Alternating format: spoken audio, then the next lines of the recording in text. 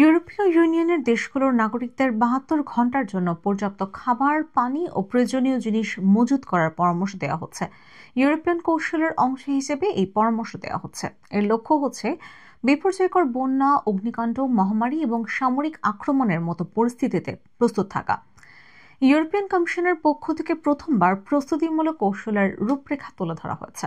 European commission বলেছে তারা নাগরিকদের সংকট মোকাবেলায় প্রস্তুতির জন্য পদক্ষেপ গ্রহণের জন্য উৎসাহিত করতে এই পরামর্শ দিয়েছে। এর মধ্যে পারিবারিক জরুরি পরিকল্পনা তৈরি করা এবং প্রয়োজনীয় সরবরাহ মজুত করার মতো বিষয়গুলো যুক্ত রয়েছে। জার্মানি ও নর্ডিক দেশগুলো থেকে আংশিকভাবে অনুপ্রাণিত হয়ে এই কৌশলের পথেই হেঁটেছে ইউরোপিয়ান কমিশন। জার্মানিতে সামরিক হামলা বা জাতীয় সংকটের ক্ষেত্রে জনগণকে কি করতে হবে তার পরামর্শ দিতে তথ্য সম্বলিত লিফলেট তৈরি করে বিতরণ করা হয়। একই সঙ্গে অ্যাপের মাধ্যমে তথ্য দেওয়া হয়। প্রস্তুতি ও সংকট ব্যবস্থাপনার দায়িত্বে থাকা ইউরোপীয় কমিশনার হাজরা লাহবিব সাংবাদিকদের বলেন, আমরা সদস্য রাষ্ট্রগুলোকে তাদের দেশের নাগরিকদের ৭২ ঘন্টার জন্য টিকে থাকার প্রস্তুতি নিতে পরামর্শ দিতে বলেছি। জনগণ কি মজুত করবে এমন প্রশ্নের জবাবে তিনি সামাজিক যোগাযোগ মাধ্যমে একটি ভিডিও প্রকাশ করেন। তাতে জরুরি ব্যাগ দেখানো হয়েছে।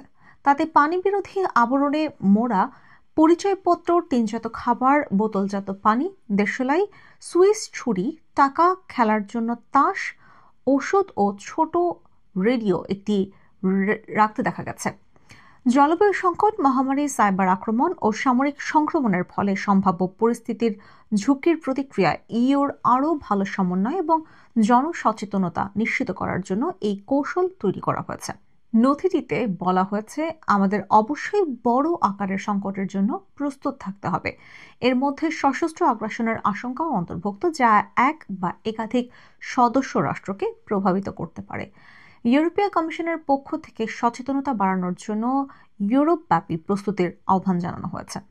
এর মধ্যে স্কুলের পাঠ্যক্রমে বিষয়টি অন্তর্ভুক্ত করা, কাঁচামাল, আশ্রয়কেন্দ্র, জেনারেটর এবং সম্ভাব্য খাদ্য ও পানির পর্যাপ্ত সরবরাহ নিশ্চিত করার জন্য ইউ মজুদ কৌশল তৈরির কথা বলা হয়েছে।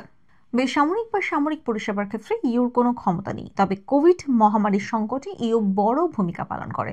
গত বছর ফিনল্যান্ড অভিযোগ করে কোনো সদস্য রাষ্ট্রের বিরুদ্ধে সশস্ত্র আগ্রাসনের ক্ষেত্রে ইউ কি করবে সে সম্পর্কে কোনো স্পষ্ট পরিকল্পনা নেই। ইউরোপীয় কমিশনের president Ursula von der Leyen বলেন, ৫ বছর আগের তুলনায় সংকট ও দুর্যোগ মোকাবেলায় ইউ আরও ভালোভাবে প্রস্তুত।